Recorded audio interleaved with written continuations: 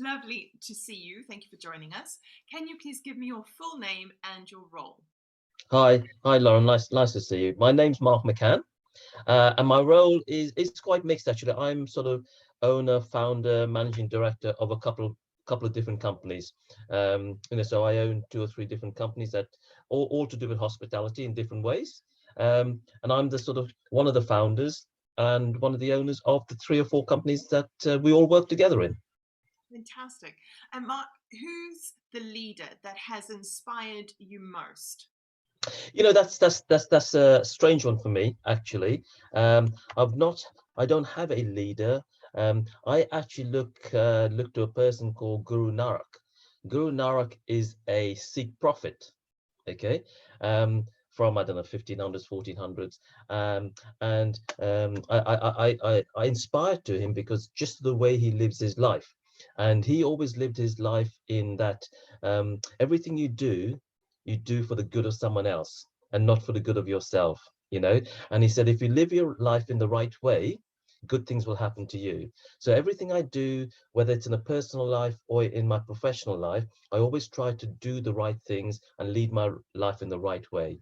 So I look up to people like Guru Nanak, the Sikh prophet, because he always did the right thing for other people and never expected anything back. And that's what I look up to, people like that.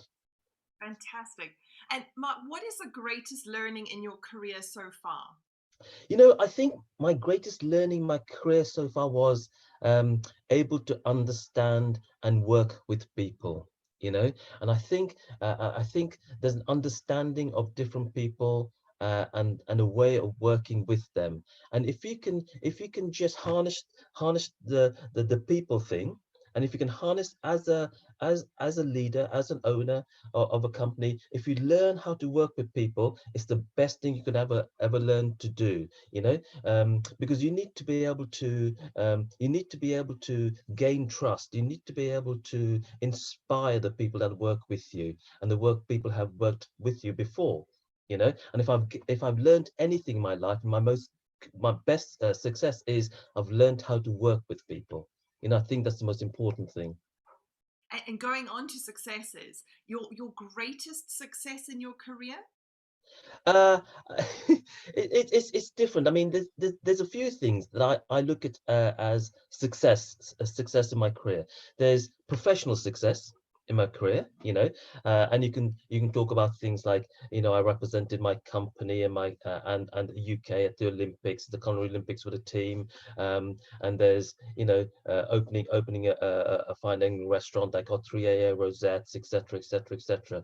But I think one of my greatest successes in my career is when I talk to people that I've had worked with before, or I talk with people who I work with now, that say, Mark, I really enjoy working with you. I really enjoy talking to you. I enjoy being around you. And listening to the things we talk about. And I've got, a number of chefs or front of house people who I've worked with for many years who say, I can't wait for the time that maybe we can all work together again. I consider that to be my greatest success. And on the other side of the coin, what is your greatest failure?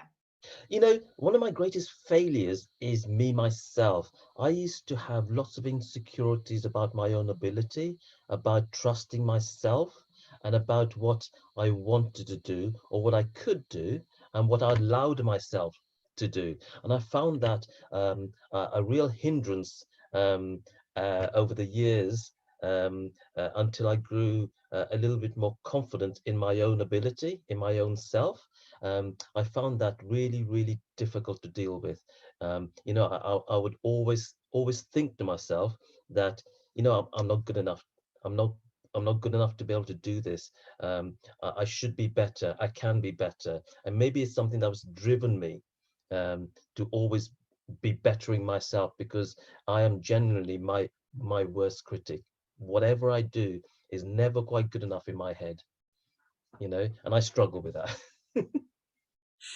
And tell me a story about an incident or an event that really influenced you as a leader, as a professional. That's very difficult. When I was younger, certainly going through school, my early days in college, I was terribly dyslexic. I was very, very dyslexic, and I struggled with words and I struggled with numbers. But I was very good at practical things. So I could work with a chef, I could see what they were doing, and I could copy it exactly or even better it. But I struggled to write it down, or I struggled to put numbers together. It's some and About 25 years ago or so, something in my head changed. I don't know what it was, just something in my head changed, and it changed my whole self-being. It changed the way I talked to people. It changed the way I had confidence in myself, and it changed what I did. And I think my career also started to change in the decisions I used to make, to the decisions I started making once this thing in my head changed over.